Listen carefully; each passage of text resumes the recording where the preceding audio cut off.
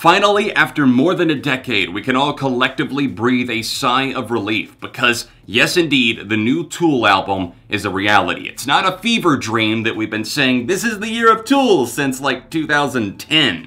It's actually the golden year the musical gods have blessed us. What's up everyone, John from ARTV. It's time for a review of, I can't believe I'm saying this, finally the 5th studio album, Fear Inoculum, by the progressive rock and metal band Tool. I just wanted to float it out there that I am reviewing the standard physical edition of the album. There's 7 tracks here, and I feel that 7 is such an integral and important number when it comes to Fear Inoculum that this is the edition that I wanted to review.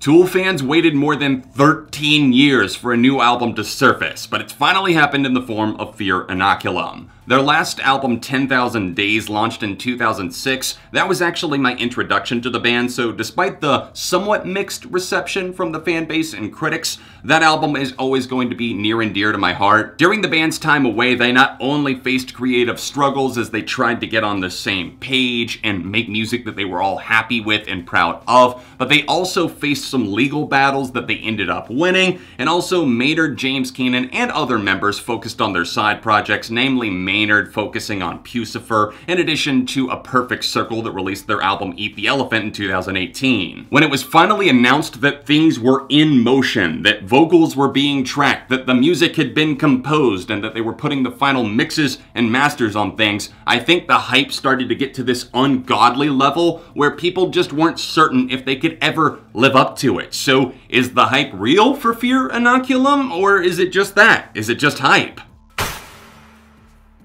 As I mentioned in my reasoning for reviewing the standard edition and not the digital deluxe that contains the extra interludes that I don't feel are all that important to the core sound after hearing them, the number 7 is very important to this album. It's used in the stylizing of the track Tempest, which is the closing moment, but also in the lyrics. You're going to hear about 7, and I love that because personally, 7 is my favorite number. I mean, if you couldn't tell, I have a series called 7 on Sunday. Lucky number 7 seems to indeed be working in their favor because there's an impeccable flow on this record. In fact, it's just so mesmerizing the majority of the time that you don't even notice the fact that it is multiple tracks flowing in and out of each other. The band did originally envision this as one long song instead of 7 different ones, but they eventually cut up the track list. I think that drummer Danny Carey was the most vocal about this wanting to be one song, but I am glad that they cut it into 7. The music feels like a 13 years later picking up of the metaphorical baton left behind on 10,000 Days, picking it up and then running into the night without ever missing a beat, which is so incredibly hard to do. To pick up where you left off, you put a pin in it in 2006, and now in 2018, 2019, you're getting back into the studio and you immediately find your flow together. That speaks volumes about the band's chemistry, their brotherhood, the ability to craft music, and to get on the same page, because this truly does feel like the right follow-up to that album. When it comes to the music on Fear Inoculum, I have no doubt that we're listening to some of the finest material that we've ever heard from Tool. I think that the musicians are continuing to show that they're willing to hone their craft, also to learn new things even later on in their career. The drums on this record are insane. Danny Carey is a monster back there behind the kit, but also Justin Chancellor's bass on this album truly providing some of the core aspects that round out these tunes, and the guitar slices and also the guitar solos from Adam Jones are out of this world. Soloing on Tool albums isn't always something that's prominent, but I'm glad that they shone a spotlight there. Also, for the first time ever, as far as I'm aware, synthesizers are being used on a Tool release, which I was slightly nervous for when I heard the rumor, or maybe somebody actually had heard the record, but honestly, they dispel and quell those fears right away, because for me, when I hear these in the mix, they're not overbearing, they don't outstay their welcome, and they're not on every single song, but when they do pop up, they actually feel pretty natural, like they definitely belong in the core of this mix. And I'm getting a lot of sci-fi feelings, almost like I'm listening to some sort of film that is kind of haunting you and staying with you, because when they do come in,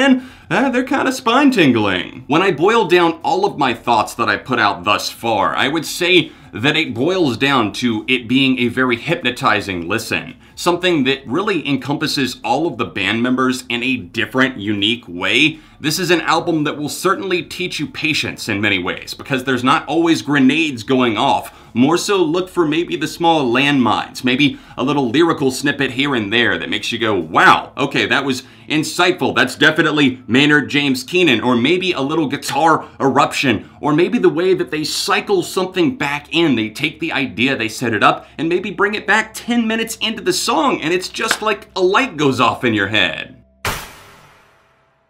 Tool remain on top of their game by finding new ways to infuse different portions of life into their music, stuff that feels natural for them to do. And also, they didn't try to fix what wasn't broken, so this feels like a very natural step forward and growth for the band. The musical chemistry is intoxicating. You can feel the heat from these tight-knit musical sections that feel perfectly performed at these odd time signatures and the way that they intertwine with one another. Maynard's vocals and overall presence is certainly less of a factor than on some of their other albums, but it's a credit to the rest of the band that they're so strong and captivating even when he's absent for minutes at a time. This album does feel much more introspective than a lot of Tool's discography, and I think that's mainly due to the fact that obviously Maynard approached writing the lyrics from a different point of view. He's grown a lot in the recent years, and obviously he's older than he was back then, and here on several of the tracks we see a talk of aging, and in particular the track Invincible points out an aging warrior that's struggling to remain relevant and consequential. These are themes that are so important and tie into the rest of the record. Just toying and tinkering with the idea of growing older is fascinating, especially in the way that the ideas manifest themselves. There is a recurring feeling of,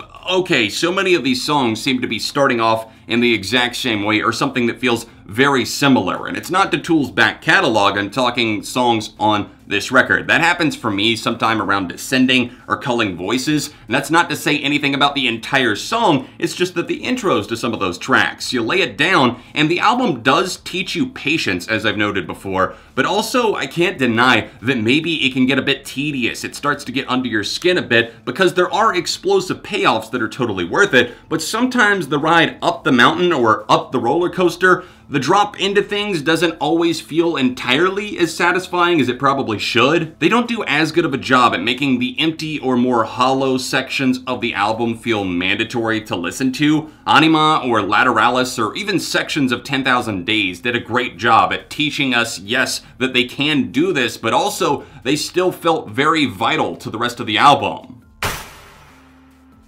As soon as that bass line jumps into the atmospheric mix that opens up this song that does feel a little bit slow once again to finally start pulling the punches, but that bass comes into the mix and we start to hear the vocals that are perhaps talking about one's own self or maybe some political figures in our world, we start to really see this song and this band come back to life. It makes sense that this was the first song released because indeed it was the first song on the album. It's Fear Inoculum, the title track. And this song does feel more personal to Maynard in a way. The overall way that this was stylized, just in general, this album does feel a bit more personal, as I mentioned before. But this track, Fear Inoculum, does a fantastic job at keeping the listener in suspense and the dark just a bit, and then the punches do get pulled, and it feels absolutely worthwhile. Track 2 is Pneuma, and the build and slow rise within this song is incredible. There's moments where it feels like the guitars in the second half are going to completely steal the show, but in reality, the drums and the other components driving this song are all a force of nature. I sit down to listen to this one and I just feel that there's the multiple changes in pace, of course,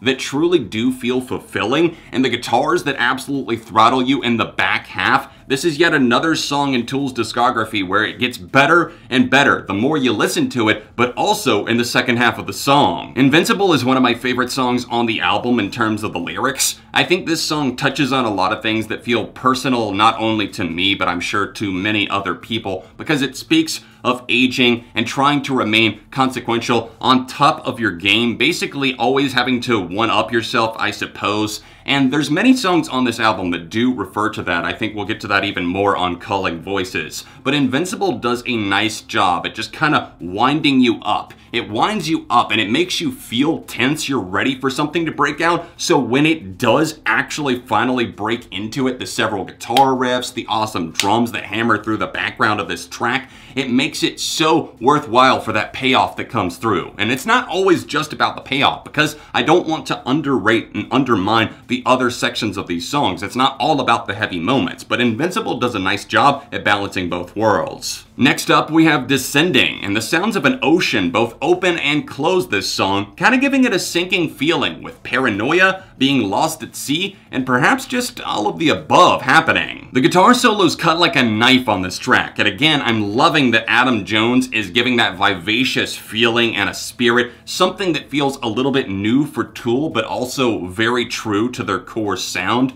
Their roots are not betrayed at all, but I love the riffs, not only on this track, but really the way that they cycle them and kind of stagger them throughout the entire LP. I will say that Descending does feel a little bit too lengthy for what it is. I have no problem with Tool making really every song on this record except for Chocolate Chip Trip more than 10 minutes long, but Descending is the main one where I actually feel that length. The majority of the time, it's a huge compliment that I don't notice the fact that most of the songs are more than 10 minutes, but Descending, I think I am feeling the runtime. Continuing the loose theme of water and oceans that I obviously picked up on because of the last track, Descending. I mean, they even had a sound director come in and compose something for the waves on that track. We move into Culling Voices. And I say water because I think the guitars kind of sound watery in the mix in a very good way. They feel almost lucid and transformative as they back up the more coarse and rough vocals. The way that these lyrics are coming in, they're a bit more confrontational, not necessarily to one specific person, but to one's own inner psyche. The writing on Culling Voices is poignant, but also kind of deeply, darkly beautiful in an odd way, as it talks about these internalized struggles, such as the mental arguments that we hold with ourselves